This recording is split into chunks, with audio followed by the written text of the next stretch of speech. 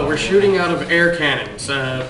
Basically pieces of PVC with garden valves on them that you just fill it up with a Bicycle. no, not a bicycle. Nitrogen bottle.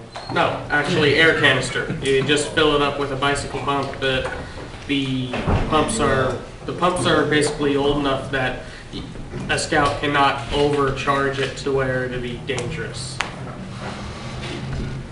And then you just point, aim, and fire. That's it. Any questions? Any other questions? Great, thanks, Leroy. John? Okay. I'm John Lose. I'm running the log lift, also known as knots. We're going under the Russian name, the original name of Sitka, which is Novo-Archangelski. We will be dressed as Orthodox priests. On page 15, it says, know your knots. Patrols need to bring 50 feet of half-inch or three-quarter-inch rope. You do not need to bring the rope. We will provide the rope. However, you should be familiar with the bowline, the sheep shank, and the timber hitch. Now, the timber hitch and the bowline are required knots. The sheep shank is not.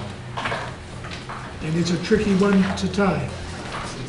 So you may have to go to the field book to find it. Okay?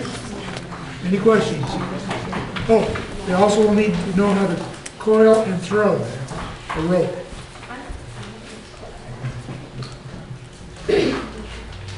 Okay? Thanks, John. Gary? My name is Gary Murphy with the Phoenix chapter of OA. They'll be doing the tug of war, and you'll be seeing more of the younger scouts. Ricky, stand up. He'll be one of the ones, and the other ones are not here, hunters at an OA training, but you'll be dealing mostly with just the OA scouts when you're there. We'll have 2 ropes there. Basically, you're just going to bring your guys and your strength and have fun in the tug of war. Thanks. Thanks, Gary. And Bob? Hi, I'm Bob Davis, Troop 152, down in the southern frontier of the council, down in Porterville. And I didn't know I was the mayor, that's why I didn't get it. It's called a field promotion. Oh, okay. I am the mayor of Kenai Town. Kenai, I think, means bear, which is fitting because I was a bear when I went to Woodbadge. Yay, go Bears. We are going to be the NYLT youth staff, the core youth staff for the National Youth Leadership Training Course for Sequoia Council is going to be running the tomahawk throw. And I frankly don't know that much about it other than it involves a large target, not a living thing, and a metal tomahawk, and you're going for accuracy on the target. I don't know how many throws, that's all to be determined. Yeah. I can't remember how they ran last year, but it'll be similar to how I think they did 3 or 4 throws and scored it. So. And these are not your little store-bought Coleman's with the wooden handles or the fiberglass handles. They're actually balanced. That's right. Very nicely balanced, so it's not impossible to at least hit the target. You're just working on accuracy. Okay? Great. A few of the just a point on that, we have NYLT, we have OA, we have the Sea Scouts, and they're running those towns, so it's a great opportunity for the Scouts to actually engage and talk with them about their program areas. And so at the Scoutmaster Tee, we'll have a kind of a meeting of the Scoutmasters there during the event, about 10 in the morning, and we'll have each of those programs come and talk to us very briefly about their programs. But it's a good opportunity for you Scouts to learn about NYLT, about OA, and about Sea Scouts. On page 14 and 15, there are a number of other activities that will be there. We will have the Great Sled Race, and we will, Joseph and I will be posting up on the website a more detailed description of that activity, but it's going to be one that you're going to be transporting a vaccine, and your patrol has to work together to accomplish a task along the route. So they will need their sled and 50 feet of rope. We said no motorized sleds because actually there was somebody at one point had this contraption that was driving around up there, but we'll put the kibosh on that. The town of Dawson will have the log saw. So you're going to work as a team with the two-man log saw. You're gonna for time cut through the tree, and then we're gonna at the end of that you're gonna be able to take that over to a nice warm fire and brand it. So you're gonna be able to bring home a nice token. The town of Chinese Camp, we're going to be constructing a railroad. So you're going to be helping to construct a railroad and timing your how quickly you can drive a spike into a railroad tie. There will be a snow melt competition where you'll have to use tinder that you bring or scavenge up there, and as quickly as you can build a fire and melt a fixed volume of water. So this is one that you need some resources for. You're going to need a fire pan or something to build the fire on. It doesn't need to be something big and heavy, but just something that you can use so you don't leave a big burn mark. You need to provide your own wood and kindling. So that's probably something that you scouts can start organizing and get, figure out what kind of wood is going to burn the fastest and what type of wood burns the hottest, and have that.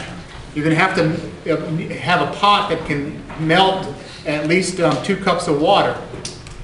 Well, there's some things you got to think about. What's the size of that pot? You want a big one, you want a little one. But you're going to need to melt 2 cups of snow. And that's the time. Something to hold your pot over the fire. Maybe a younger scout. Kid with the long arms. Or be creative. Figure out a way that you're going to be able to do that. They're going to give bonus points if you use a flint and steel or something, magnifying glass, if you can start a fire with something like that. But there's not any enhancements like white gas or special ingredients, you might call. No flares. So, no flares. On the Dalton Highway, yeah. Do you use like charred cloth? Charred cloth? Yes. That's a tinder, right? That's a tinder. That's tinder. Bring in like the dryer lint. Yeah. Yep. What we're discouraging is lighter fluid, white gas, those types of things. Okay, snow sculptures. They're changing. If you went last year, they started this event, and they're changing it up a little bit this year. I'm not sure exactly what the rules are going to be, but they've encouraged you to be creative and be ready to build a snow sculpture. Blind snowshoe race will be there. The search and rescue group is coming back up again, and I'm not sure what their activity is going to be. But they've made a commitment to the Fresno County Search and Rescue Team. They're volunteers, and they're going to come up with their equipment again this year, and they're going to be demonstrating some of that. Hopefully, it'll be a hands-on thing. If I learn more about that, I will be sure to get that out to the email list that we have here. Mm-hmm. It says that advanced basis limited event registration is required. And I'm not sure what we're going to do. They kind of got a sense of how Klondike goes last year when they came up, and so it may be more of a demonstration type thing. So don't worry about registering. We'll try to make, but if there is something that we can do. Initially we were thinking we would actually have units go off and do a search and rescue exercise. But it got a little bit complex for that. So if that does happen, we'll put the word back out. And tug of war, white horse, that's Phoenix chapter. So we're going to have 11 different activities, so the lines should be short as you're moving around, and so we encourage you to go through. It really helped having the extra activities. So. I have a quick question. Yeah. Say, for instance, a big storm might be coming in at this time. Will we be notified before if we're able to come up or not? Well, here's the thing that's kind of unique about Klondike is you're going to have to make your own decision on that. Now, if it's something where we cancel the event, which has never happened since we've run, if there's something like that that happens, we're going to do the best we can to get word out via email, via website, and phone calling if need be. But what I want you to be aware of is that you saw some of the pictures of the snow when it was snowing. Yeah. That was a weekend where we were loading up the troops here in Fresno, 4:30, 5 o'clock in the afternoon. It was pouring rain, and we made a decision to make an assessment on how driving conditions were. We went ahead and went. And we got up without any problem, didn't have any problem, and it was safe enough to travel. They closed 168 for a period of time behind us, we heard, but we were able to get in, but we as a unit made that decision. So it's what you're equipped and ready to do. So again, this is if you're, fair weather, and you're not equipped for, you may make a decision. At game time that you don't go. That's going to be up to you. So you're just going to have to do that. But we have been doing this 22 years and have never canceled the event. So even on just a full storm, still having it unless it's just. We're not. Yeah. I mean, it's kind of like it's kind of like the football thing, right? We always play football, right? Well, until this year we started canceling games. Well, why did we do that? I don't know. Yeah. But our intent is to, even if the weather is poor, to have the event. That's why we really wanted to stress, proper preparing, proper equipment, proper mindset to understand what you're going to be facing up there. I will be honest, one year for Klondike, it was back when El Nino was first starting, it gave us 2 feet of snow the day of Klondike.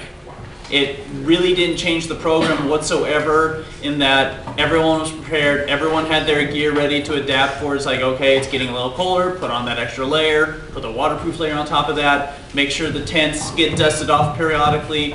But everyone actually said they had the most fun that year that they ever had because, there's that childlike quality. It's like, it's snowing, let's go have fun. As long as you're prepared, this is going to be a blast. And we've covered a lot of stuff here. So I just want to make sure we throw out 2 more things real quick. I just realized we hadn't talked about anything. This is the Alaskan Gold Rush. When we're out at the events, we're going to be giving the scouts gold based off of how they're competing and the spirit that they're showing. So one of the things that's always important to have is a gold bag, because we're going to be giving the patrols gold, which they can then take to our Asset Heirs office and trade for other resources that they might want up there. For those of you playing the home game, that could be sugar in various forms. Could be. Who knows? Maybe you want to take some gold home as a souvenir. But it's important to have a dedicated bag to do that because one of the most common things I see is, okay guys, great job, here's your gold, where are you going to put it? Kid opens up his coat pocket like, put it in here. Guess what? As they're running around on the trail, he takes his jacket off, he puts it on the sled, the sled bounces around, and next thing you know, you see this trail of gold just going down the lane there. So have a dedicated bag for that. Another thing, just make sure, gentlemen, everyone, have fun out there. Yes, there's a lot of stuff you have to think about with Klondike and camping on the snow, but this is a great experience for your scouts and the adults to enjoy something different from the standard, go to camp, set up the tent, chop some wood, go up there, do everything with a fresh coat of snow underneath your feet. It's a fantastic experience. I saw a hand raised back there. Question? No? And another one last thing, if you guys would like to, take a camera, take pictures. Take a lot of pictures. A lot of people have found out about Klondike from the pictures from previous years. Any pictures you guys take, feel free to send them to me at the office, and we're going to put them up on the website because everyone